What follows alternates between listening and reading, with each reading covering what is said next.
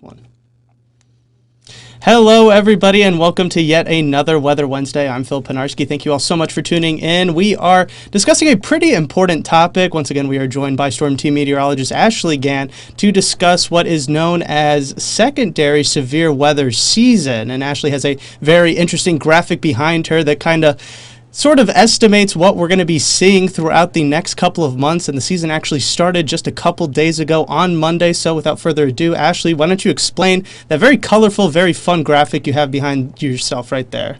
Yeah, so what we're watching here and looking at is basically our tornadoes by month here in Alabama. That's kind of the short end of it, but November 1st starts our severe weather season. You might be scratching your head thinking, wait, I thought severe weather season was in the spring. Well, you would be right there. That's when we have the most tornadoes peaking in April, but we also have a secondary severe weather season, and that occurs in November. November actually ranks as the third most active months for tornadoes historically. Now, the numbers that you see on the maps here, these aren't the number of tornadoes that happen each year. These are just the tornadoes that have happened in each month since 1950. So as we look at our climate study here, what we notice is that we start to enter into this secondary severe weather season. And in fact, not only do we enter into the secondary severe weather season with this peak in November, but we actually kind of see an elevated severe opportunity even in December,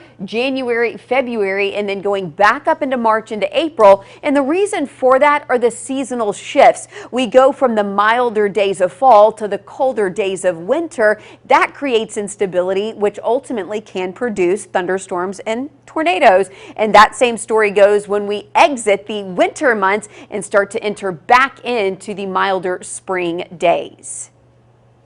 Yeah, no, and those numbers can be a little scary, but, it is important to remember that everybody can stay up to date with everything by downloading the CBS 42 News app. That way you can get weather alerts sent directly to your phone. Ashley, of course, we do want to focus on tornadoes because they can be so devastating, but there's also thunderstorms that pose a threat, and there's actually a new categorization for them this year, I'm told. So why don't you break that down a little bit for us so we can get a better understanding of that as well? Well, one thing that we've found over the years while we communicate severe weather is that not all storms are created equal. So what we want to try to do is give the viewer as many tools in their toolbox to make the best decisions for them and their family. So what we've decided, along with several meteorologists across the state and nationwide, after a lot of research, we've decided to actually take severe thunderstorms and break those down into three categories. So you have your baseline thunderstorm, wind speeds at 58 miles per hour, hail at a quarter size, that's about an inch.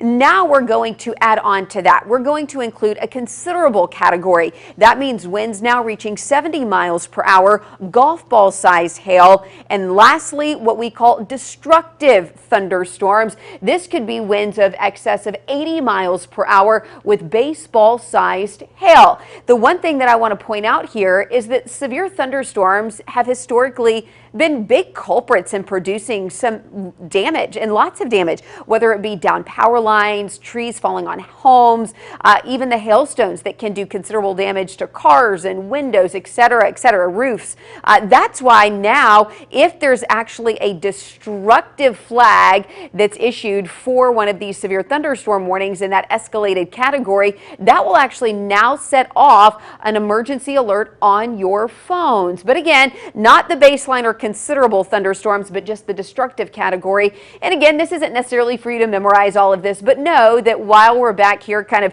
giving you information for all these storms, we're even monitoring all of these categories so that you can make the best decisions for you and your family. Great stuff. Once again, Phil Penarski here alongside CBS 42's chief meteorologist Ashley Gann as we sort of break down this secondary severe weather season.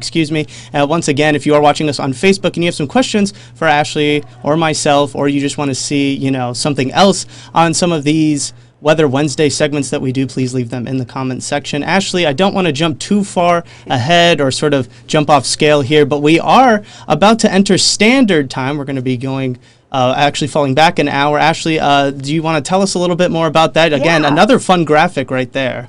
Yeah, well, you know, we won't be jumping ahead at all because we'll be falling back, Phil. But this is really in alignment with severe weather season, and not necessarily because of the time change, but with the time changes, we always encourage folks to check the batteries and smoke detectors and weather radios. So this is a good time of year to make sure that all of those systems are in place. You know, safety checks. So when you fall back, spring forward, they're just good mental reminders. So what's happening is we're switching from that daylight saving time to standard time. That happens officially at 2 o'clock Sunday morning. Like the rest of you, I'll be asleep, so I do it before I go to bed Saturday night. So don't forget to do that this weekend. That's going to be Saturday night, November 6th into Sunday morning, November the 7th. And hey, here's the good news. You get an extra hour to enjoy a lot of sunshine for this weekend. So despite the gray and gloom that we had today and we'll kind of have tomorrow, you're going to have a beautiful fall weekend and an extra hour to enjoy it too, Phil. Yeah, no, absolutely. Ashley, thank you so much for joining us and really breaking down everything for us. We really do appreciate it here on CBS 42 Now as part of our weekly Weather Wednesday segments with you as well as the rest of the weather team. Again, if you want to stay up to date on everything happening across central Alabama and the state as well, be sure to download the CBS 42 News app that way. In case we do end up with any of this severe weather, you can always be prepared and get alerts sent directly to your phone. Ashley, thank you so much for joining us once Absolutely. again. And thank you all so much for tuning into this latest edition of Weather Wednesday right here on CBS 42 Now. I'm Phil Penarski, and we hope you have a great rest of your day.